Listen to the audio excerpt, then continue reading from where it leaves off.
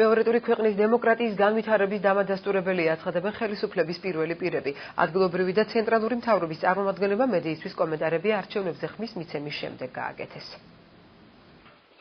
საარჩევნო უბანზე 12 საათზე მივიდა საქართველოს პრეზიდენტი გიორგი მარგველაშვილმა ხმა მთაწმინდის საარჩევნო ოლქის მეექვსე საარჩევნო უბანზე მისცა. ქვეყნის პირველმა პირმა თვითმმართველობის მნიშვნელობაზე ისაუბრა და განაცხადა, რომ საარჩევნო უბანში მისვლით მოქალაქეები ემსახურებიან არა პოლიტიკოსებს, არამედ სამშობლოს. თვითმმართველობა უმნიშვნელოვანესი ფორმაა დემოკრატიის, როდესაც ხალხი რეალურად მართავს თავის ცხოვრებას ქალაქის, სოფლის, დაბის დონეზე. მე მინდა მოუწოდო ამომრჩეველს აქტიურობისკენ. დღეს საარჩევნო უბანში მისვლით ჩვენ ვემსახურებით არა პოლიტიკოსებს, არამედ ვემსახურებით ჩვენ სამშობლოს და ჩვენ ქვეყანას. საბოტაჟის, კოჰაბიტაციისა და ანტისახელმწიფოებრივი ქმედებების წინააღმდეგ გააკეთა არჩევანი ქვეყნის პრემიერმა. საარჩევნო უბანზე ირაკლი ღარიბაშვილიც 12 საათისთვის მივიდა.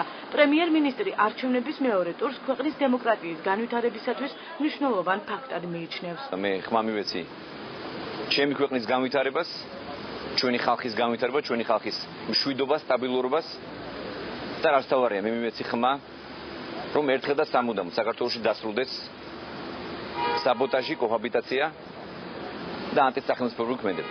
ეს არის ყველაზე მნიშვნელოვანი ჩემთვის. ჩვენ ყველანი ერთად უნდა გავერთიანდეთ და ერთად უნდა ვიზრუნოთ ჩვენი ქვეყნის განვითარებას და ჩვენი ქვეყნის გაძლიერებას.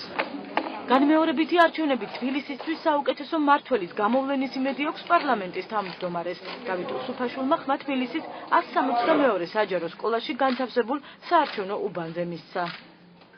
ადეკვატური, სწორად შერჩეული მერის გამოსავლენად მეორედ მოსვლა გახდა საჭირო ამ უბანზე, მაგრამ ეს ღირსამად, იმიტომ რომ თბილისს სჭირდება კარგი პატრონი. და დარწმუნებული ვარ, დღევანდელ დღეს სწორედ ასეთ მერს გამოავლენს.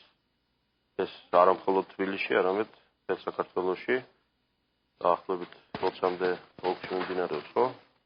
მეორე ტური, და დარწმუნებული ვარ, ყველგან გაიმარჯვებს ღირსეული. ქვეყნის დემოკრატიულ განვითარებას მისცა ხმა აჭარის მთავრობის თავმჯდომარემ. არჩილ ხაბაძემ არჩევანი ბათუმის მეათე საარჩევნო უბანზე გააკეთა. რეგიონის პირველმა პირმა მხარდამჭერებს სიფრთხილისკენ, ოპონენტებს კი პროვოკაციებისაგან თავშეკავებისკენ მოუწოდა.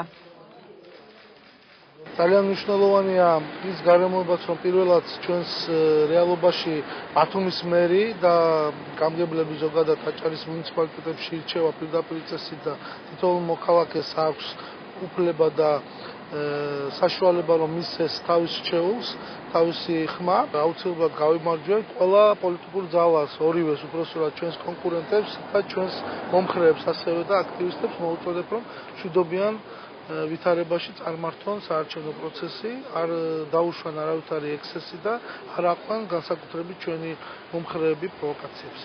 აღმასრულებელი და საკანონმდებლო ორგანოს წარმომადგენლებმა საკუთარი არჩევანი დღის პირველ ნახევარში გააკეთეს. კანდიდატთა ბედი კი იმ მოქალაქეებზეა დამოკიდებული, რომლებმაც ხმა მათ რჩეულს დღეს კიდევ ერთხელ მისცეს.